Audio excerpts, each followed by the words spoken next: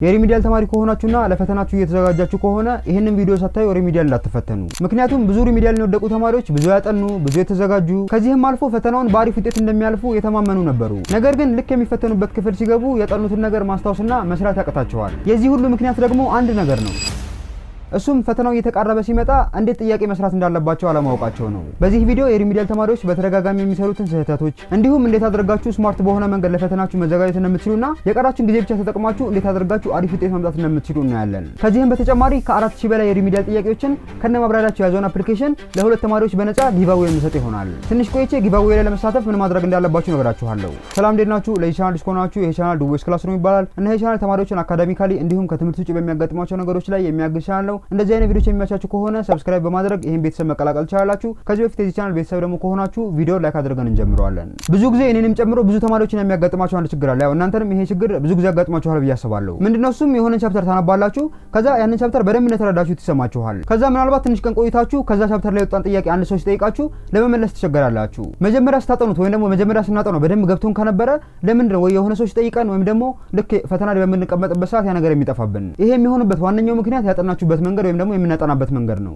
ለመሰላችሁ ይሄን እንምላችሁ እኔም በጣም ብዙ ጊዜ ይሄ ችግር አጋጥሞኝ ስለሚያውቅ ነው። ከዛ ግን ለምንድነው እንደዚህ የሚሆነው ብዬ ብዙ መፍትሄዎችን ሞክሬ የሰራልኝ መፍትሄ ነው የምነግራችሁ። ብዙ የሪሚዲያል ተማሪዎች እንዳየኋቸው ከሆነ ለፈተናቸው ሲዘጋጁ እንደዚህ ነው የሚዘጋጁት። የተሰጣቸው ሞጁል ያጠናሉ። ልክ ያንን ሞጁል ከጨረሱት በኋላ ወይ ለሁለተኛ ጊዜ ወይ ለሶስተኛ ጊዜ ያንን ሞጁል ደግሞ ያጠኑታል እና በይሳት እነሱ የሚሰማቸው የሚያጠኑትን ነገር በትክክል እየተረዱት እንደሆነና ጊዜያቸውን በአግባቡ እየተጠቀሙ እንደሆነ ነው። እነሱ የማይረዱትና እንዲወድቁ የሚያደርጋቸው ችግር ግን ምን መሰላችሁ? ያው የሚያጠኑት ሞጁል የሚወጣው ከዚህ በፊት ከተማሩት ትምህርት ነው። ማለትም ከ10 ከ11 ከ12 ብቻ ከነዛ ስለሚወጣ ያንን ሞጁል በደንብ አውቀዋለሁ ብለው ያስባሉ። ማለት ልክ ሲያጠኑት ይሄንማ ከዚህ በፊት የማውቀው ነገር ስለሆነ በፍጹም አልወድቅም ብለው ነው የሚያስቡት። ከዛ ደግሞ ደጋግመው ሲያጠኑት ከዚህ በፊት የሚያውቁት ነገር ስለሆነ አይምሯቸው ያን ነገር ቃል በቃል ይሸመድደዋል። እዚህ ጋር ነው ችግሩ የሚፈጠረው። የሚያጠኑትን ነገር ቃል በቃል ማስታወሳቸው ወይም ደግሞ ቃል በቃል መሸምደዳቸው በእንግሊዘኛው ኢሉዥን ኦፍ አንደርስታንዲንግ ወይም ደግሞ ያጠኑትን ነገር ከመጠን በላይ በደንብ እንደተረዱት እንዲሰማቸው ያደርጋቸዋል። ነገር ግን ፈተናውን ለማለፍ የሚያስፈልጋችሁ ቃል በቃል መሸምደድ ወይም ደግሞ ቃል በቃል ማስታወስ አይደለም። ፈተናውን ለማለፍ በዋናነት የሚያስፈልጋችሁ ያነበባችሁትን ነገር ምንም ነገር ሳታዩ ማስታወስ መቻላችሁ ወይም ደግሞ ያጠናችሁትን ነገር ኮንሰፕቱን በትክክል መረዳታችሁ ነው። ማለት ብዙዎቻችንን የሚያጋጥመን ነገር እኮ ነው። ለምሳሌ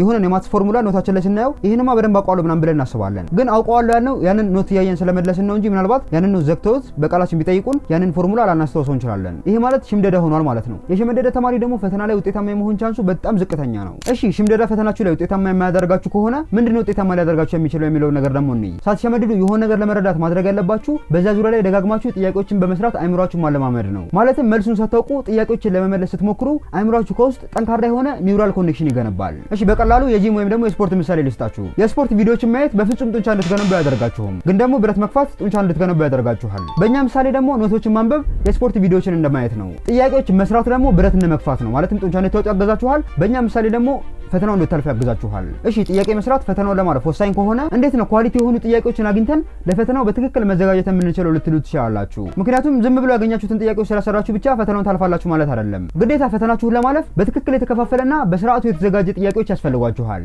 በዚህም እናንተን ይጠቅማል ብዬ ያሰብኩትን የሪሚዲያል ጥያቄዎችን የምትሰሩበትን መንገድ ላሳያችሁ። ፕሌይ ስቶር ላይ ቴስታ የሚባል አፕሊኬሽን አለ እና ይሄ አፕሊኬሽን በዋናነት ለሪሚዲያል ተማሪዎች የተዘጋጀ አፕሊኬሽን ነው። ከዚህም በላይ ደግሞ ከ4000 በላይ ሪሚዲያል ጥያቄዎችን ከነሙሉ ማብራሪያቸው በውስጡ ይዟል። ጥያቄዎቹ ደግሞ ለሶሻልም ለናቹራልም ለየብቻ የተዘጋጁ ናቸው እና ደግሞ ጥያቄዎቹ በቻፕተርና በሌቭል ተከፋፍለው የተቀመጡ ሲሆን በዋናነት 5 ሌቭሎች ሲኖሩት እና ልክ እንደ ጌም ሌቭል እየጨመራችሁ ስትሄዱ የጥያቄውን ክብደት አብሮ እየጨመረ ይሄዳል። ስለዚህ እዚህ አፕሊኬሽን ላይ ስትገቡ የምታገኙት በትክክል የተስተካከሉና ስትራክቸርድ የሆኑ ጥያቄዎችን ነው። ሌላው ደግሞ ከዚህ አፕሊኬሽን በጣም የገረመኝ ነገር አንዴ ብቻ ዳውንሎድ ታደርጉታላችሁ። ከዛ በኋላ የፈለጋችሁበት ሆናችሁ ኦፍላይን መጠቀም ትችላላችሁ። የምሬን እምላችሁ አፕሊኬሽኑን ሞክራችኋለሁ። ለማካበር ሳይሆን ከዋጋው አንፃር በውስጡ የሚይዛቸው ነገሮች ሪሚዲያል ተማሪ ፈተናው እንዲያልፍ ለማገዝ የተሰራ አፕሊኬሽን ልትሉ ትችላላችሁ። ዋጋው 200 ብር ብቻ ሲሆን አንድሮይድ ተጠቃሚዎች ከሆናችሁ ቀጥታ ፕሌይ ስቶር ላይ ገብታችሁ ታገኙታላችሁ። አይፎን ተጠቃሚዎች ደግሞ ከሆናችሁ ቴሌግራም ላይ ቴስታ ሰፖርት ብላችሁ ብታዋራቸው በቀጥታ ይልኩላችኋል። እንዲሁም እንዴት እንደምትመዘገቡ ያልገባችሁም ነገር ካለ ቴሌግራም ላይ በዚህ ዩዘርኔም ማናገር ትችላላችሁ። አሁን የጊቫዌው ሰዓት ላይ ደርሰናል። ሁለት ተማሪዎች ቴስታ አፕን በነፃ ታገኛላችሁ ማለት ነው። ጊቫዌው ላይ ለመሳተፍ ማድረግ ያለባችሁ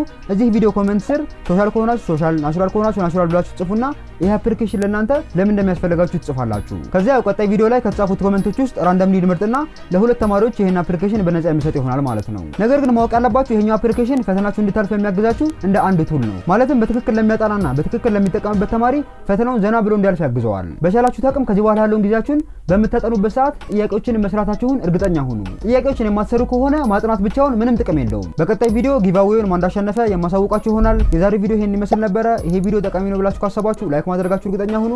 ሰብስክራይብ ካደረጋችሁ ቀጣይ ቪዲዮ ስለቅ ታገኙኛላችሁ።